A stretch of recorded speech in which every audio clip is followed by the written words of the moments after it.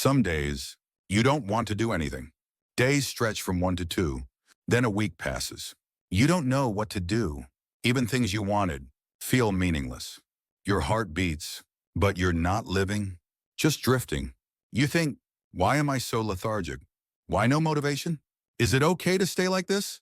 People say, rest, you'll be fine. Wait a bit. But days, weeks pass. Lethargy deepens. Schopenhauer says, humans are beings of will. If will breaks, life crumbles. Lethargy isn't emotion. It's habit. First fatigue, then avoidance, then justification. It becomes comfortable. No need to move. Think or blame yourself. You've given up. Define yourself as this kind of person. That's the terror of lethargy. It swallows you silently, paralyzes you deeply. One night you think, is this my life? Why am I living like this? Schopenhauer says, true suffering is paralysis of will. Your pain isn't the day, but lack of direction. Lethargy has no reason. It's a structure from incorrect repetition. You procrastinated, covered it up, ignored it. It hardened, became fixed, called personality. But you can change. It's a habit. Habits change with will, repetition, structure. Will creates intention. Repetition automates. Structure gives direction. Revive these three. Start from now. You're not lazy. Just stopped. You didn't move. Let days pass. We'll cover it up. Lethargy puts the soul to sleep. But it's not dead. It remembers. Duro on. The life you wanted. The dream direction. The world you aimed for. The problem isn't now, but a mind that doesn't believe. Schopenhauer said, without will, life is meaningless, and that's suffering. A life without action returns to lethargy. You think, but don't move. You want to say, but don't write. You want to go, but don't step outside. Stop now. Stop thinking, move. Lethargy isn't overcome. It's overwritten. Redefine with rhythm, direction, stimulation. Move a little now. Organize your desk. Take a short walk. Write one word. Small movement shakes. Stagnant energy. That vibration shakes you. Awakens you. Awakening revives will. Will is the antidote to lethargy. Change your thinking. Thoughts lead to actions. Actions to results. Results to identity. Lethargic people think, it's not possible now. I'll start someday. I'm weak-willed. That's not fact. It's belief. Belief holds you back.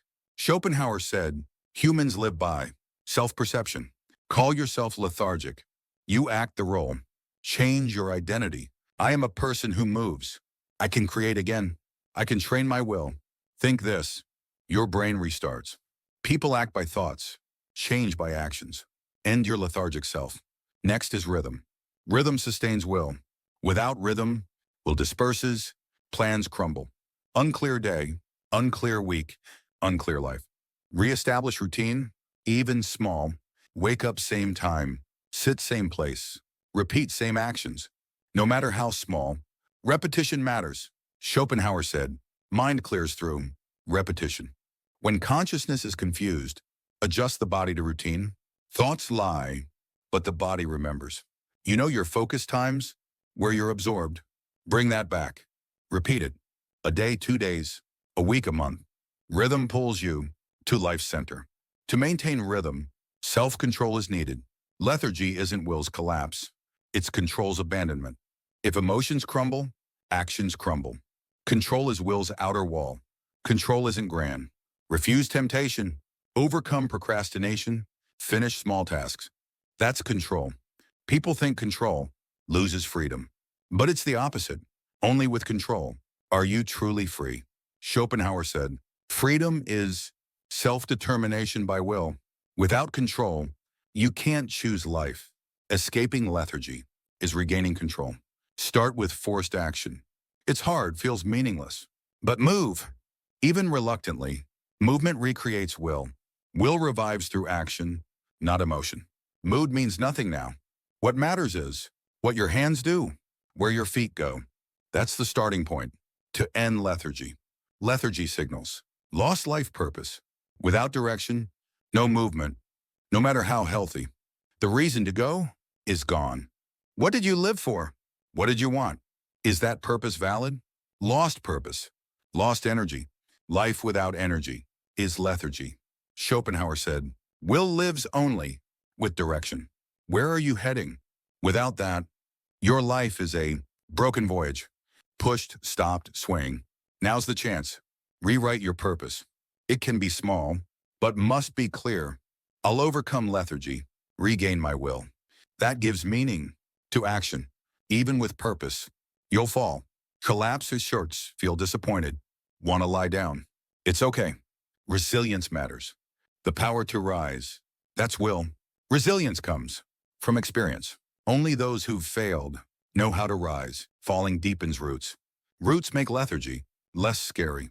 True escape isn't perfect execution, but returning after falling. It's not about not collapsing, but learning to return. Flexibility is key. Don't cling to plans. No motivation? Okay. Messy days? Okay. Don't lose direction. Schopenhauer said, life is summer, continuous imbalance. Not balance, but regaining it. That's life.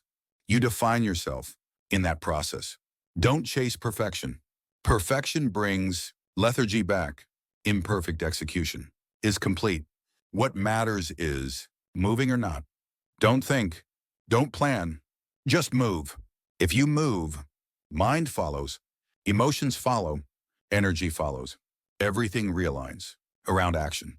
You become stronger, tougher, clearer. Change isn't sudden. It starts with the Madarawantanern Grisirashornosons, awakening, insight, one action. Create that moment. The rest follows. Someone's lying down now. Get through today. Start tomorrow. Another day passes. Nothing happens. No change. Just passes. Lethargy steals days. Then your life. It breaks self-esteem, certainty you can do it, sense of who you were, feeling alive. It paralyzes all that. You lose yourself. Before it's too late, decide now. Start again, this moment. Schopenhauer said, we move to escape suffering. Life's essence is movement. Just move now. Not grand, not perfect. Start where you are. Put down the phone. Sit at your desk. Open a notebook. Write one line. That line, brings you back. Stop time isn't failure. If you wake now, all can be recovered. You're not finished. Your will isn't dead, just covered too long. Shake off lethargy. Your potential lives beneath it. Start now. Don't talk. Don't excuse. Don't wait. Just start. Small start, big change. Go slowly, you'll arrive. Escaping lethargy isn't strength, it's decision. Choose now. Keep lying down, keep thinking, wait for tomorrow, or get up now. All change starts with one choice. Make it now, right here. Lethargy is habit. Habits can change. Prove it now. People say family is still family. You have to endure it for family. Blood is thicker than water. Those words sound right, but how much have they hurt you? Because it was family. You endured violence, tolerated disrespect, shouldered absurd responsibilities. You must understand your parents. Accept them, they're your siblings. You can't abandon family. So you abandoned yourself. Schopenhauer said, who we live as matters more than from whom we are born. If family shackles you, it's not blood, but a yoke. Family isn't always love and warmth. It can be the cruelest poison. They demand unconditional understanding, take sacrifice for granted, package desires as family. You endured it. When young, you had no choice, couldn't speak, couldn't escape. But now it's different. Now you know, family doesn't mean embracing everyone. Family in the end is still others. Sharing blood doesn't oblige you to cling to those who poison your life. Schopenhauer called humans lonely beings with will that will never grow if you're always watching others. Now you must set boundaries.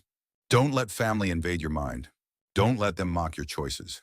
Don't let them trample your potential. Love without boundaries is exploitation. Exploitation under family. Lasts longest, wounds deepest. Your mother raised you. How could you? Your brother suffered for you. We're family. Do this much. These words make you feel guilty. Guilt controls your actions. That control becomes a habit, then the structure of your life. In that structure, you can't truly be yourself. Understanding family doesn't mean letting them destroy you. Love isn't forcing sacrifice. Love ensures each other's freedom. You're being deprived of that freedom. Freedom means your choices, your standards, your life. Without it, love leads to unhappiness. Your only duty to family is not to ruin yourself. You weren't born to meet their expectations. You don't need to live for their pride. You're not a savior for their problems. You are you. That is enough. People say, protect your family. You still have parents. They're still your siblings. But behind those buts, you've been disappearing. Now say nevertheless. Nevertheless, I protect myself. People are mistaken. Family doesn't mean unconditional acceptance. You don't always have to understand. You don't have to stay forever. The owner of your life is you, not them. Schopenhauer called humanity's essence the projection of will. Without direction, it becomes others' shadow. You don't need to stay a shadow. You don't need to divide your life for their desires. Change your mindset. If you have more days to live than you've spent with them, be the center now. A life with family is the standard. Creates endless comparisons. Comparing you to your sibling who achieved what, how they treated parents. Comparisons are tools to trap you in guilt. Comparison isn't love. It's control. You weren't born to be controlled. Love is giving space, not direction. Space to breathe, to make mistakes, to keep your distance. If they don't acknowledge that, it's not family, it's a prison. Now reestablish your convictions. I can live for myself. I can love myself before family. I can set boundaries. I can say no. For some, these words are uncomfortable. They'll see refusal as betrayal, boundaries as selfishness. It's okay. That's their problem, not yours. Set boundaries. That's how you protect your mind. You don't have to answer every call. You don't have to show up for holidays. Stay silent in uncomfortable talks. Practice shaking your head at demands. It'll be uncomfortable at first. You've said yes for too long, but discomfort is where freedom begins. Freedom doesn't come suddenly. It seeps in when you set boundaries. You may feel responsible for them, but you don't have to stake your life. Your parents' unhappiness doesn't mean yours. Your siblings' struggles don't mean your life must fall apart. Don't abandon your identity for family. That's not responsibility. It's self-destruction. Schopenhauer said to empathize, but not let suffering define you. We can help, but not live their pain. That's neither possible nor right. Now learn distance. Physical distance, emotional distance, distance between responsibility and role. Distance won't make you cold. It will make you stronger. Family doesn't mean always being together. You don't have to share everything. You don't have to endure everything. Relationships are a choice. Choices require adjusting distance. Whose life should it be? Have you ever said mine confidently? Schopenhauer saw humans as beings choosing their inner self. Most can't escape given conditions. Family, environment, roles. You've mistaken those for yourself.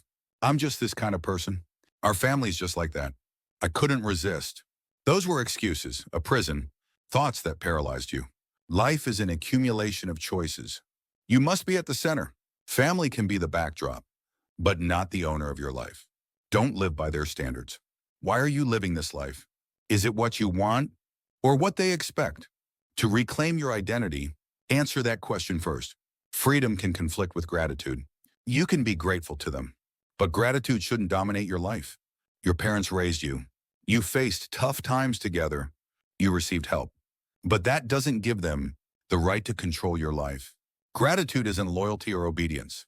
Gratitude and sacrifice are different. Schopenhauer said, love shouldn't destroy freedom. If gratitude binds you, it's not gratitude, it's guilt. Guilt stops you from acting. So now separate.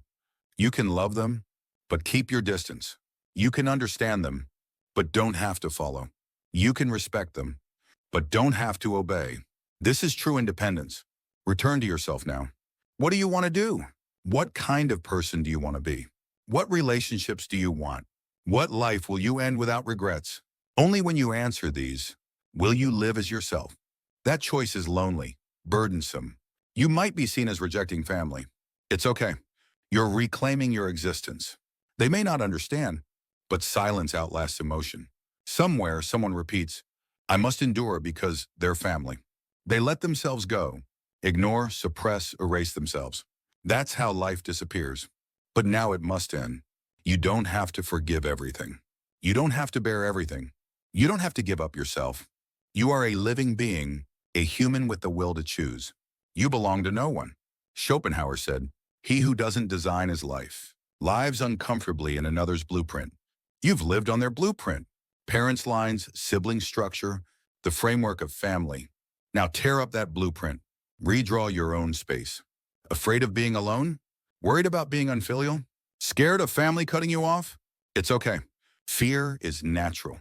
But fear shouldn't decide for you. If you stop, they'll keep demanding, expecting, consuming your life. You'll end without living as yourself. Is that what you want? Is that the life you choose? Now you must decide. Protect your limits. Clarify your boundaries. Choose your life. Tell your family, I won't embrace everything. I will embrace myself first. Let go of guilt. Love isn't maintained by guilt. Respect doesn't come from silence. True love grows within distance. When you respect yourself first, they'll see you can't protect. If you're broken, now be reborn. With a different stance, as yourself. You don't have to embrace everything. You don't have to understand all. You don't have to hug everyone. Just protect yourself. That's your greatest responsibility. It begins here, now, with your single decision. Who are you walking with? Your words, your life, they don't define you. Who you're with does. People don't live alone, but you don't need everyone either. Never be with those who consume you. Your thoughts change. Standards waver. Life gets ruined by who's beside you. Schopenhauer said, interaction with the ignorant harms most. Some relationships don't enrich, they dry you out. Some act like friends, but consume emotions. They envy your wins, ignore your pain, disrupt your path. They break motivation, scoff at plans, tire your ambitions. At first it's nothing. Maybe it's their tone, a joke, a bad day. But it piles up. You doubt yourself? Did I go too far? Am I too sensitive? Am I wrong?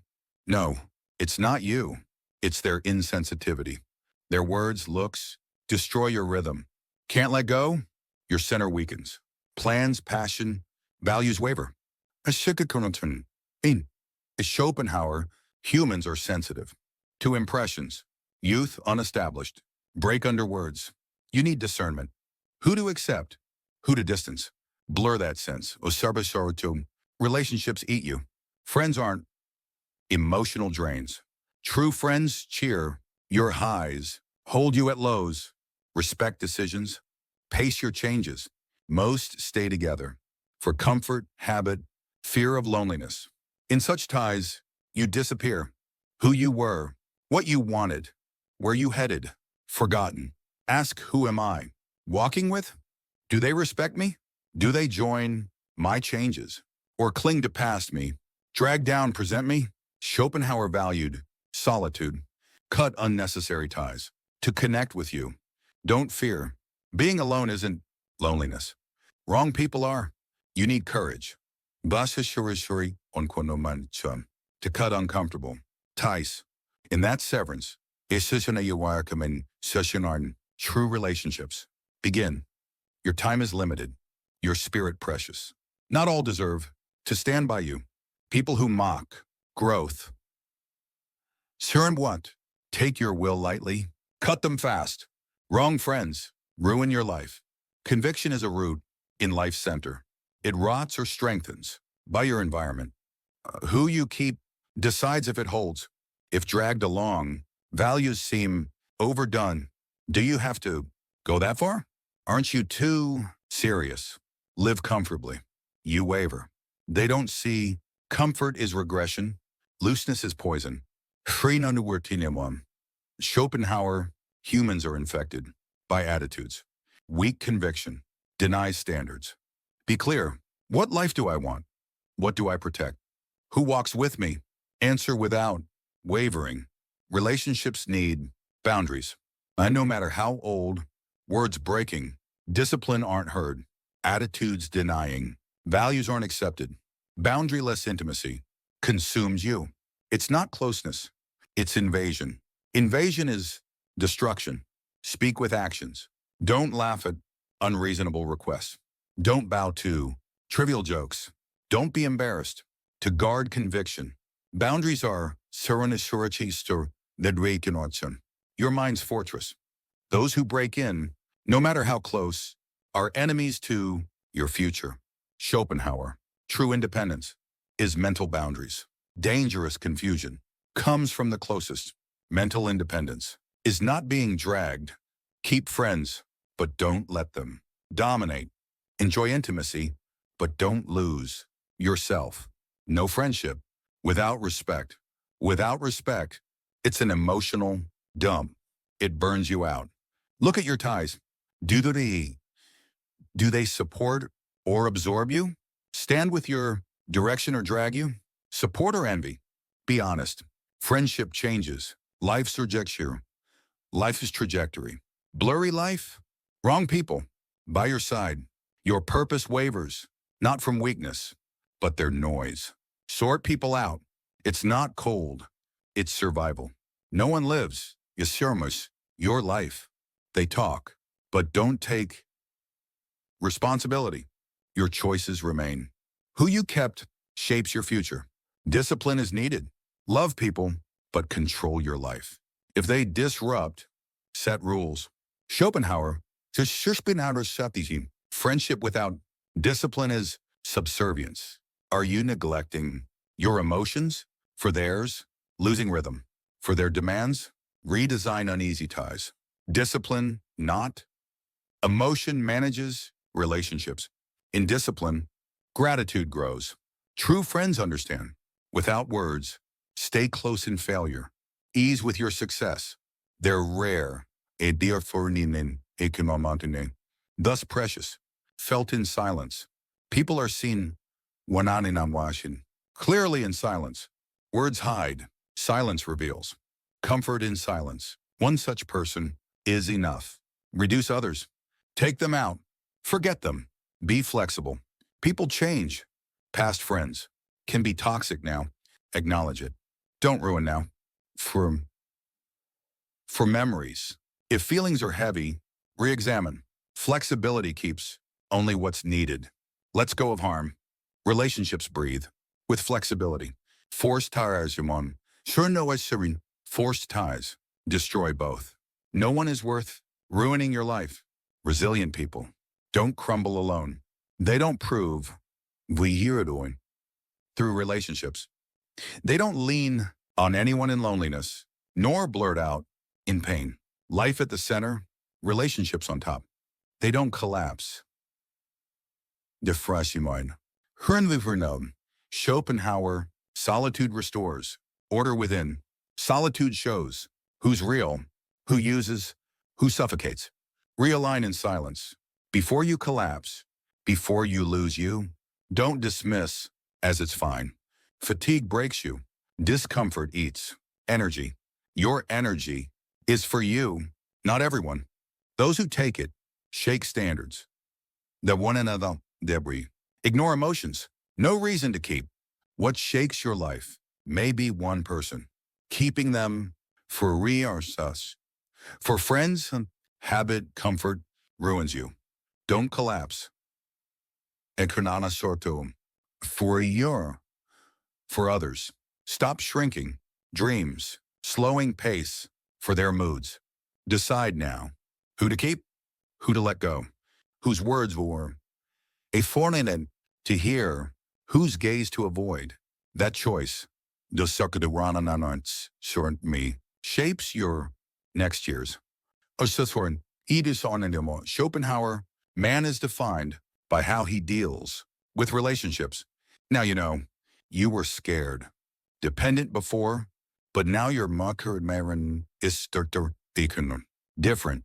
A true friend lets you stand, is calm in silence, unafraid of your growth. One is enough. Clean house. Ties for continuity. Discard. Obligation friendships. Sever. Polite talks to the Stop. That cleanup renews you. Time returns. Emotions lighten. Mind clears. Your center. Somananun returns. No need to prove, explain, or make all one. Understand. Your choice is enough. Prove with Kuirinarin Distance, not words. Your life is yours, not subservient to emotions, approval, or moods. Choose those who fit your life, your direction, who don't hurt your mind. That choice, is the punctuation to your efforts. Don't procrastinate. When this video ends, name who to cut, ignore their messages. Choose to protect your life. Wrong friends ruin you. Right ones change your life. Too many words. The world shatters endlessly. Someone inflates on stage. Another packages themselves. Beyond the screen, words stab like weapons. People fight with noise. Dominated by noise. Lost in noise. Silence is disappearing. If you don't speak, you're strange. If silent, you're suspected. If quiet, a dropout. So people keep talking, even without feeling. Chime in without conviction. React without emotion. Words overflow, meaning empties. More words, true feelings fade, deepest confessions blossom in silence. Schopenhauer said, silence is the noblest expression of the spirit. Anyone can speak. Only the disciplined hold silence. Silence isn't avoidance. It's a powerful assertion. I'm listening now. I'm thinking now. I'm at the center. Silence isn't isolation. It's a choice. Speak with life, not words. Move with direction, not noise. Respond with insight, not arguments. But people fear. A quiet person seems empty. A calm person seems shunned. Truth is opposite. Noisy ones waver. Quiet ones focus. Not speaking doesn't mean not knowing. Silence is a weapon to avoid attack, a shield for emotions, wisdom to avoid wars. Silence connects to yourself. Stop speaking. Hear your inner voice. That's the real you. When no one watches, when you say nothing, that's you. Stop speaking. Thoughts clear, maintain silence, discernment awakens. Awakening leads to action. Stop reacting thoughtlessly. Stop swaying by emotions. Focus on your direction, not others' words. The world demands reactions. News, comments, chats, comparisons. Reactions make you someone else. You live dragged by noise, losing yourself. Silence cuts reactions, stops attacks, stops comparisons, restores your center. Longer silence, clearer you become. Schopenhauer says, worthlessness hides in words. Truth grows in stillness. Create that stillness. Choose silence, not defense, but training. Not holding words, but protecting yourself. No one will understand. They'll ask why. You're quiet. They'll suspect. But it's okay. If you know, silence restores strength, reconnects you. Stop talking. Create opportunities. Less you speak, more you listen. More you listen, more you learn. Learning solidifies your inner self, changes your life. Life moves in silence. Silence is conviction. You won't react to everything. You won't sway by every word. Focus on yourself. Isolation is avoiding. Silence is training. Not disconnecting, but connecting to your true self. Silence sets direction. Instead of reacting, silence asks, is this word relevant? Is this emotion worth holding? Is this action right? Questions clarify you. Silence organizes. Confusion cuts external noise, returns you to inner direction. Unclear action stops. Words scatter. Will grows lethargic. Silence is powerful. A door from outside to inside. You ask, where am I going? Is this the life I want? Is this my word? My emotion? Silence restores your inner voice. Weak but true, it whispers, persuades, centers you. At that center, conviction arises. Unshakable roots. Conviction without silence crumbles easily. Just noise-picked thoughts. Conviction from silence is solid. Returns if shaken, stands if pushed. It creates vision. Vision isn't a goal, but how you live now. Words you react to. Where you stand, relationships you cut. That's vision. Longer silence. Clearer vision. Away from noise. True direction appears. People chase dreams, but don't know the way you want to know their source. Society, parents, YouTube says so. They change, don't last. Not from within. Silence asks, what do you want? What life to create? What sentence to write? Who to meet? Answer those. Silence hears them. Saying nothing, your true voice, or one speaks. Follow that voice. Vision becomes action. Without speaking, people notice. This person has a center, direction, strength to return. Born from silence. Conviction, vision, life from silence. Unshakable. When words stop, silence lengthens. Purpose appears. What do you live for? Why open your eyes? Why endure today? Vague answers. Make days lethargic. Silence clarifies. Purpose. Reduces reactions. Cuts noise. Asks simple questions. Why am I here? Where am I going? Do my actions align with purpose? Painful but essential. Unanswered? You're busy, but achieve nothing. Draining spirit. Purpose comes from an organized mind, organized in silence. Silence is philosophy, order, recovery, clear direction. On makinan and nasan ikanatern needs discipline. Discipline formalizes will. A wall for thoughts, a tool for emotions. Without discipline, silence becomes disorder. Quiet but neglected, stopped but crumbling.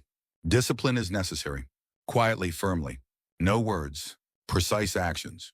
Emotions flow, actions continue. Alone but organized, silent but not lazy. Discipline accumulates, action becomes instinct. Silence isn't laziness. It creates explosive energy, draws energy inward. For the prepared, timing comes. Aimless runners couldn't endure. Duty war cereborn. Silence. They lose direction, fall. But silence accumulated. Energy. Clarified direction, moves far ahead. That silence is rhythm. Stop before moving. Observe before reacting. Refine before speaking. That rhythm makes you strong. Strength brings gratitude. Silence uses senses, not words. Sensitive to comforts. Satisfied with order. Morning sunlight. Quiet room's temperature. Eating alone's gratitude. All gain meaning. Gratitude isn't heard in noise. Clear in silence. Not from outside. No comparisons. Feel your place. True emotion surfaces. That emotion makes you flexible. Distance from people. Leeway for mistakes. Less shaken by failures. Your silent space is inviolable. A space of recovery. No matter what's said, how the world turns, you return rest. Your sacred wawar. Lirianda Shordanaman Kusarm. Silent room. With it, Nerform, you won't collapse. Silence brings recovery. Trained silence. Durabisontutur trikason. Makes you flexible. Solid, not broken. Slow, not stopped. Quiet, never weak. Silence isn't isolation. It recreates ilam, life's rhythm, current stillness, guides tomorrow. Have faith. The world demands you speak, share thoughts, expose feelings, give opinions. Quiet is strange. Silent is incompetent. But silence is a weapon, not surrender, but self-control, inner training, preparation to breakthrough, chosen, not feared, to protect. Decide not to speak. You're unshakable, not swayed by emotions, not reacting to attacks, not influenced by expectations. Silence is choice. Isolation is avoidance. Silence is will. Isolation runs. Silence trains to pass through. Isolation stops. Silence progresses. Through silence. You restore. No need to show. Explain. Prove. Only you need to know.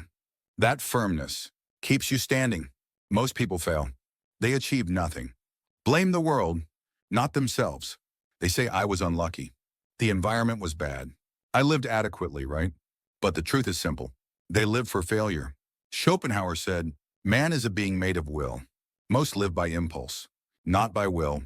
They stop when emotions waver, run from discomfort, give up dreams to avoid criticism, settle for mediocrity, caring too much about opinions. They say it's okay to be ordinary. yet expect extraordinary results. That's failure. Success isn't about talent. It's about attitude, persistence of will, accepting discomfort, moving through pain. Without that, plans are meaningless. Most don't think about their lives. They live in a given framework: school, work, marriage, loans, retirement. One day they ask, how did I end up here? The answer is simple. You neglected yourself. Without thinking, you live someone else's design. That design isn't for your happiness. Schopenhauer said, without inner insight, humans circle in pain. True failure is not knowing you failed, believing you're okay. Stops growth, regresses life. Most have no goals.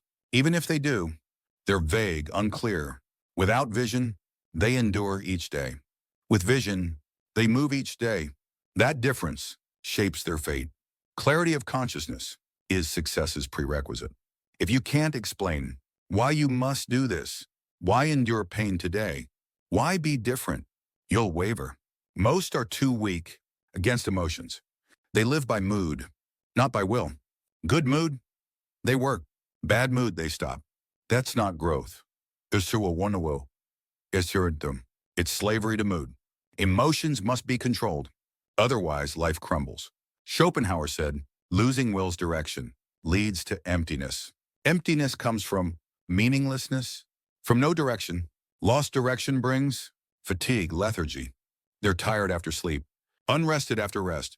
Their mind, not body, is worn out. That's why most fail. They don't train self-awareness. They care for appearance. Neglect their inner selves. They build careers, lack philosophy, many qualifications, no direction. No matter how hard they try, they run the wrong way. They arrive at a life they didn't want and get exhausted. Life isn't a marathon. It needs sophisticated design. Endurance isn't enough. Consciousness, vision, discipline must align. Most break promises to themselves. I'll exercise tomorrow. I'll start next month. It's okay to do it later. They say this countless times, break promises countless times, lose faith in themselves. Self-trust collapses first. Without self-trust, world's trust fades. Schopenhauer said, suffering comes more from within than from without. The external world is uncertain. A clouded inner self succumbs to that uncertainty. Failed people lack self-control. They think they have will, but it's just impulse. Will must be sustained, repeated, trained. Passion for a day is easy, but waking up daily, studying daily, living by rules for 30, 90, 365 days, that's character. Most fail because they crumble before emotions. Because I'm tired, because I'm busy, because I'm not in the mood. They persuade themselves, compromise, rationalize. Their standards lower. One day becomes a week. Then they give up. That's how people collapse, little by little daily. Schopenhauer said, don't avoid pain. Pain tempers humans. Only those who overcome gain true meaning. Failures avoid pain. Successes go through it. People ask, why only me? That question is wrong. Everyone struggles. The difference is how they endure. Some turn pain to resentment, others to fuel. Pain becomes a weapon or a poison, depending on consciousness. That's why vision is needed. Not just wishes, but specific measurable vision. It helps endure pain, creates discipline, produces results. Most have no vision, no goals. Even if they do, they're vague. I want to succeed. I want to be rich. Not enough. Success needs clear design. When, where, what, how. Ingrain it daily. Repeat it physically. To change reality. Vision is direction. Discipline is speed. Will is fuel. When all three work, life changes. Most only chase a speed. Hit a wall, stop. Failure isn't about speed, but lack of direction, lack of control. Organize yourself now. Not what you want, but what you'll endure. Self-control without vision makes a machine. Vision without control makes a dreamer.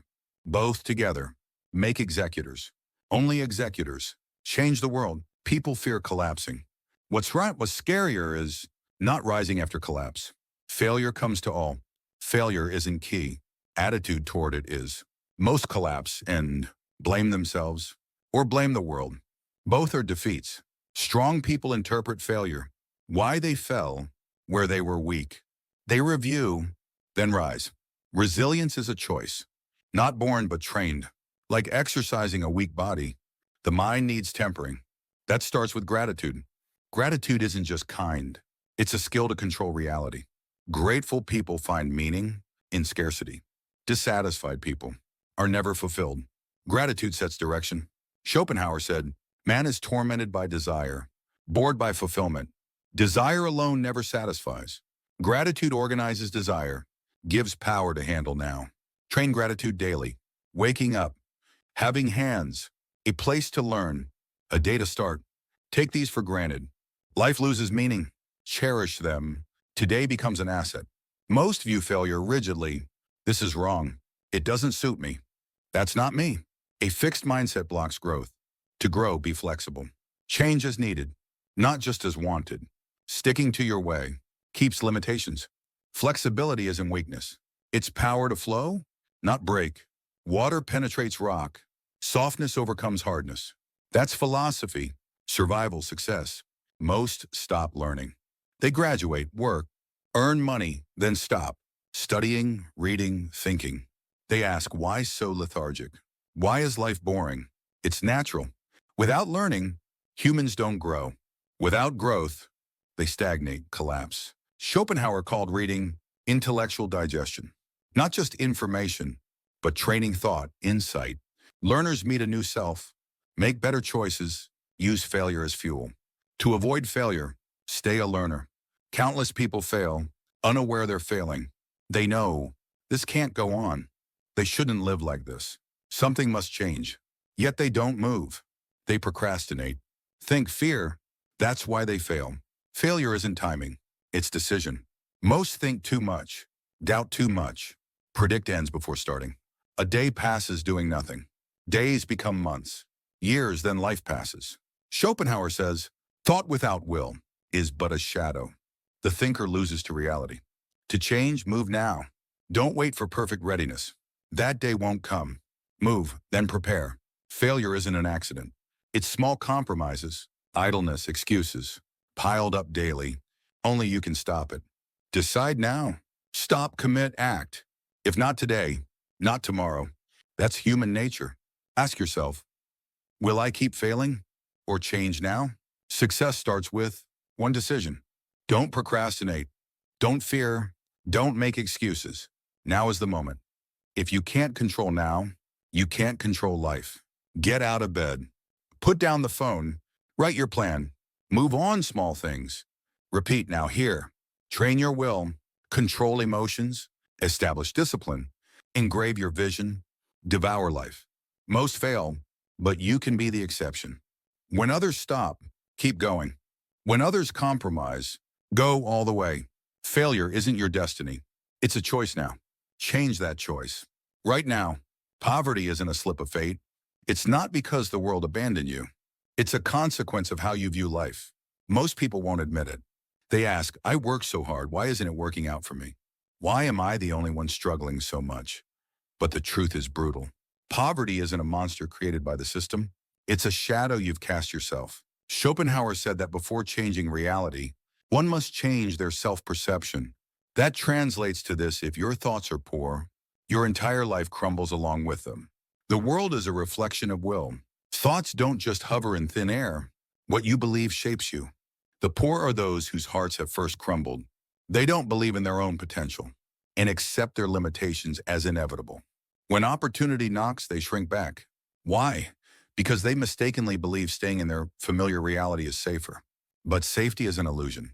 Poverty tightens its grip, leaving you no room to breathe. First, you have no money, then no choices, and finally no dreams. And you say, that's just how life is. No, that's how you made your life. Before blaming the world, you must confront yourself. Living without thought isn't living at all.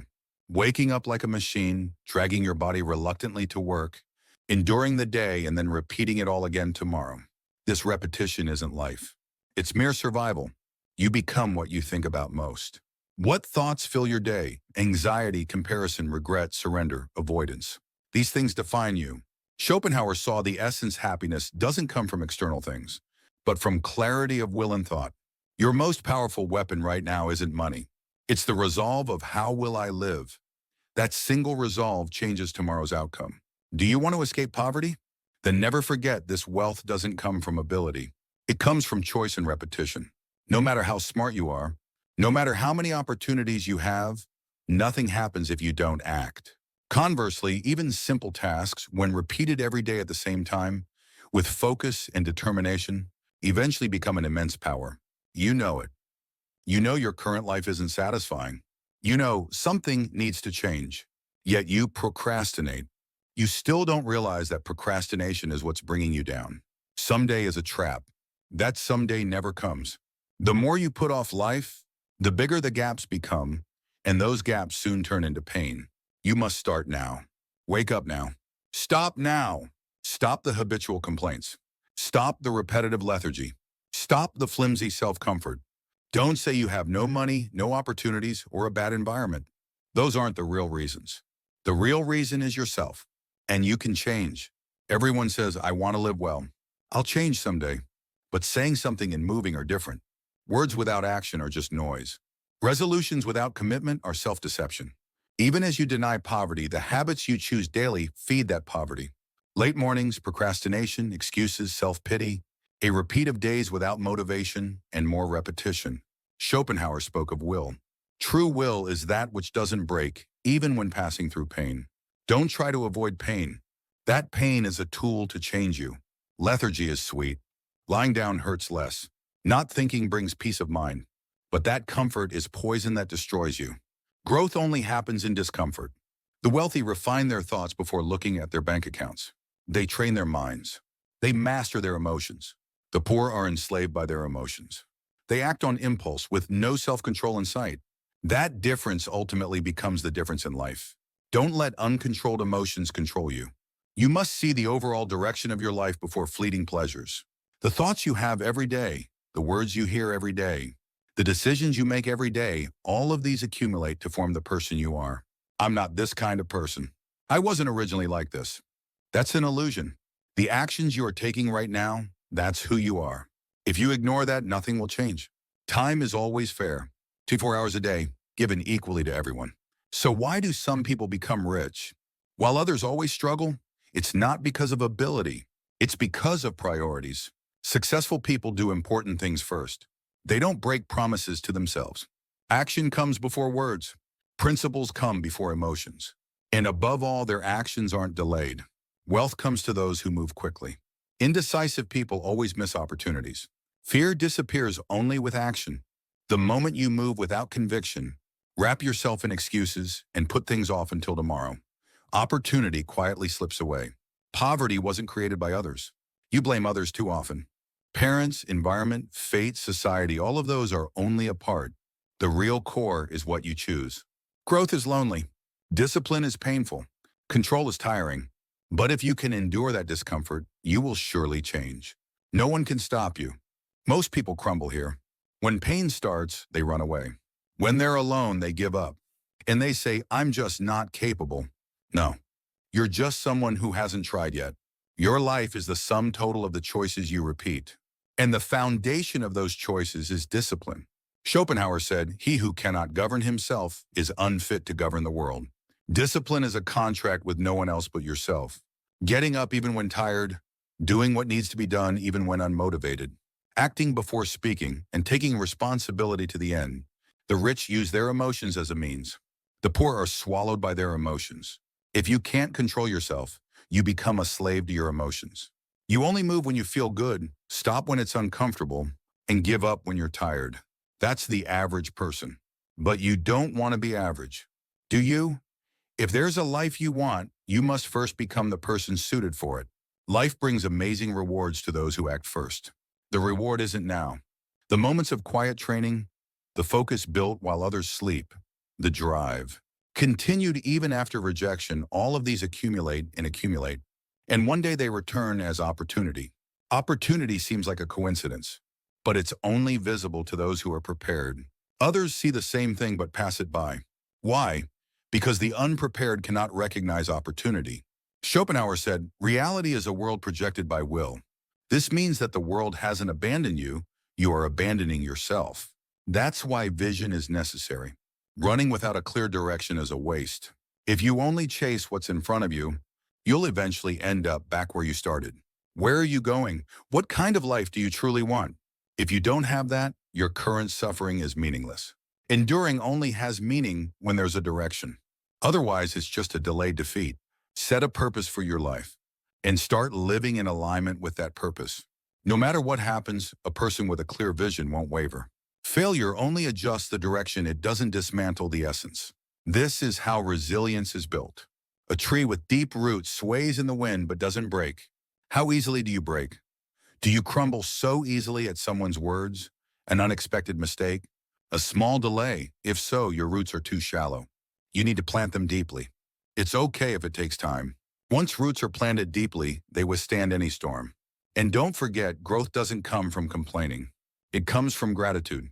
Those who cannot be grateful for what they have will always feel insufficient.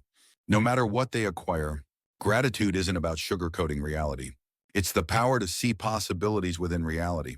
That possibility pulls you forward. And that energy comes from yourself, not from blaming others.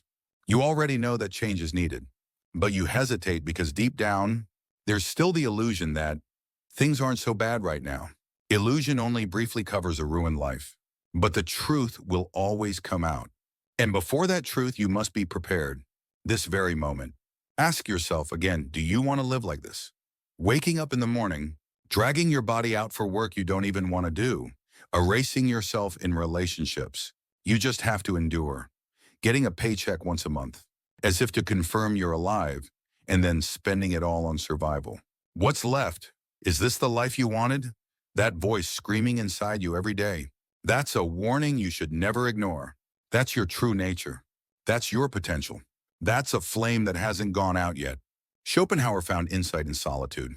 He said that when the world is silent, your deepest self speaks to you. Are you ready to listen now? The voice within you says, it's now or never.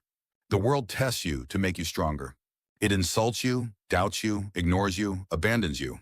But all of that is fuel. Prove it. Prove that you can definitely change. Prove that you can definitely succeed. The wealthy changed their mindset before their money. They repeated ordinary daily tasks with excellence.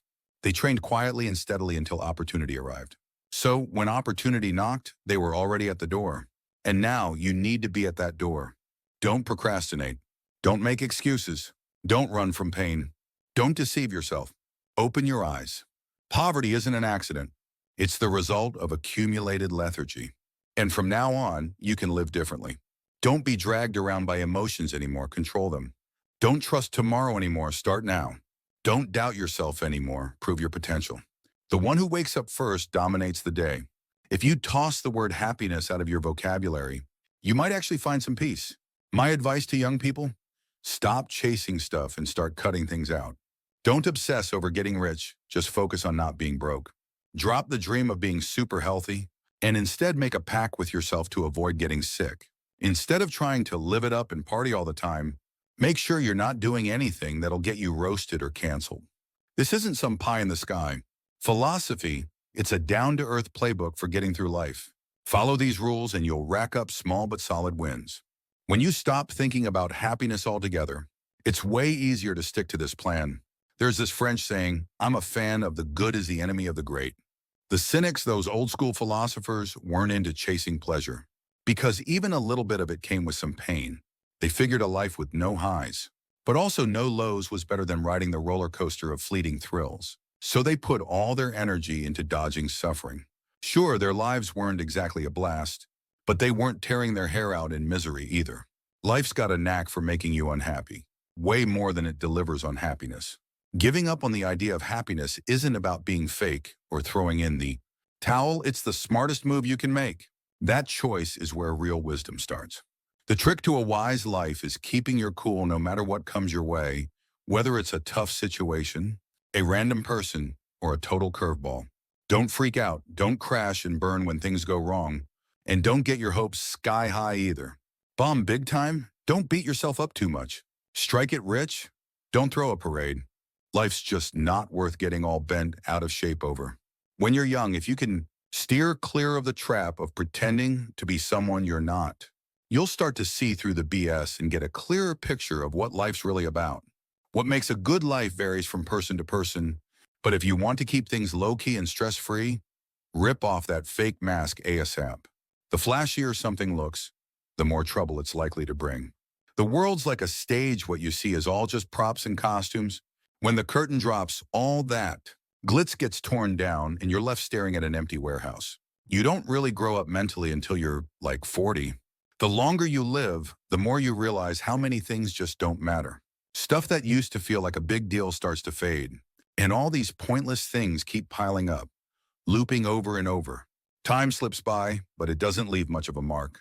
Up until you're about 36, you're living off the interest of life like you've got plenty of time to burn. But after that, you start eating into the principle, and that's when you feel the clock ticking. When you're young, screwing up doesn't seem like a huge deal because, hey, you're just spending the interest, right? No biggie if you overspend a bit. But once the interest dries up and you're dipping into the core of your time, you start missing those carefree days. The older you get, the more you feel that principle, your life's raw time slipping away. That's why older folks sometimes get greedier than they were in their youth. It's not just random, it's the anxiety of knowing there's not much time left in the tank. When you start hating yourself, the best thing to do is hit the sack. At the end of the day, take a quiet moment to look back. But here's the thing, reflecting on your day often just stirs up feelings of inadequacy or resentment toward others. You end up bummed out, pissed at your own limits, or fuming about someone else's nonsense. That kind of headspace can trap you in a dark place. And you know what's behind it all? Exhaustion. When you're burned, yep, just plain worn out, self-reflection turns into a minefield. Forcing yourself to think things through. When you're beat, just lands you in a spiral of gloom. When you're drained, even looking back on the day feels like a chore. Writing in a journal, forget it, that's torture. When you're full of energy, buzzing with life, or totally locked into something, you don't sit around mulling over the past. You don't beat yourself up or make grand promises to never mess up again. If you're stuck reflecting, it's a sign you're probably feeling like a loser, resenting others, and your body and soul are screaming for a break. In those moments, the best move is to just rest. Reflection is just a fancy word for self-loathing. When you're down on yourself, you start digging for something, anything to feel guilty about. When nothing sparks joy, you might be tempted to navel gaze and find yourself. Screw that. Just go to bed. When you hate yourself, sleep is your best friend. Gambling, praying, meditating, none of that helps. A vacation won't fix it, and booze just makes the self-hatred worse. The real cure? Eat well, sleep plenty, and get up early. That's how you shake off the funk. The sooner you can escape a lousy day, the better. If you're struggling, eat a little more, sleep a little longer, and wake up, ready to hit the reset button in the morning. When I go for a walk, my only company is my own thoughts. I try to hit the trails at the same time every day, like clockwork. Walking's like a job, you gotta start and finish on schedule. When I head out, I bring along the tough stuff I need to chew on, like big problems or tricky questions. That's why I don't bring anyone else along. My thoughts are enough of a buddy. A healthy life comes from keeping your body and mind in sync. It's rare to nail both physical and mental health at the same time. Just being alive wears you out. Even the smallest movements take a toll on your body. If you want to stay sharp and keep up a vibrant life while juggling work, you've got to pay a price. Un mantra servento one. That price, good habits. And the habit that builds good habits is patience. But patience doesn't mean just sucking it up and powering through. It's about knowing your limits and sticking within them. Pushing yourself until you break is just dumb. Thinking everyone else is doing it, so I can too, is like signing up for a group crash and burn. The trick is figuring out what keeps your body and mind from feeling like crap, and sticking to that plan for the long haul. If you do, one day your ordinary routine might just turn into something special, something others see as your unique gift. There's no one-size-fits-all answer to life, no universal rule book. Some people think my quiet, predictable life is a snooze fest. Others thrive on chaos and noise. That's fine. What matters is keeping your inner compass steady. No matter the vibe, whether you're raging at a party for 3 days, straight, or chilling in silence, there's got to be a start and a finish. You set your own boundaries and build rules that fit your personality and state of mind. Those rules even hold up when you're on the road. Travel's taught me a ton. It's like cracking open a new book or meeting a mentor who shakes up your worldview. But get this, the great philosopher Kant never left his hometown. He thought travel was a total waste of time. We're both philosophers, both a bit weird. But we couldn't see eye to eye on that one. For me, travel's been a wild ride of discovery and connection. For Kant, his routine life was perfect, and that's what made him a legend. The point is, you don't need to follow the crowd or jump on every trend. Find what works for you, stick with it, and let patience turn it into a habit. Over time, that's how you build a life that's yours, something no one else can touch. Being different doesn't mean wearing weird clothes, breaking the law, or flipping off the government. That's not special, that's just loud. Real uniqueness is quieter. It's in the small private moments of your daily grind where no one's watching. I exist as me. There's no one else in the world who's more me than I am. If I'm the only one here, that's God's problem. My existence is my deal. I want to be in this world, and that's what counts. I'm not here to get suckered by fancy words or sold on some grand purpose. When I go for a walk, my only company is my own thoughts. I try to hit the trails at the same time every day, like clockwork. Walking's like a job. You gotta start and finish on schedule. When I head out, I bring along the tough stuff I need to chew on, like big problems or tricky questions. That's why I don't bring anyone else along. My thoughts are enough of a buddy. A healthy life comes from keeping your body and mind in sync. It's rare to nail both physical and mental health at the same time. Just being alive wears you out. Even the smallest movements take a toll on your body. If you want to stay sharp and keep up a vibrant life while juggling work, you've got to pay a price. Un mantra servento one. That price, good habits. And the habit that builds good habits is patience. But patience doesn't mean just sucking it up and powering through. It's about knowing your limits and sticking within them. Pushing yourself until you break is just dumb. Thinking everyone else is doing it, so I can too, is like signing up for a group crash and burn.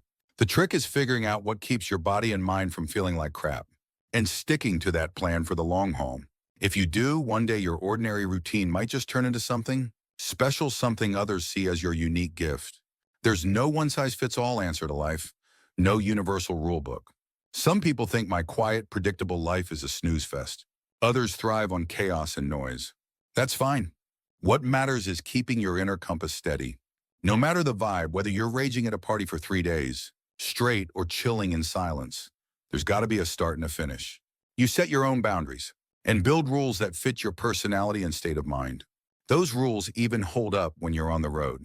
Travel's taught me a ton. It's like cracking open a new book or meeting a mentor who shakes up your worldview. But get this, the great philosopher Kant never left his hometown. He thought travel was a total waste of time. We're both philosophers, both a bit weird, but we couldn't see eye to eye on that one. For me, travel's been a wild ride of discovery and connection. For Kant, his routine life was perfect, and that's what made him a legend. The point is, you don't need to follow the crowd or jump on every trend. Find what works for you, stick with it, and let patience turn it into a habit.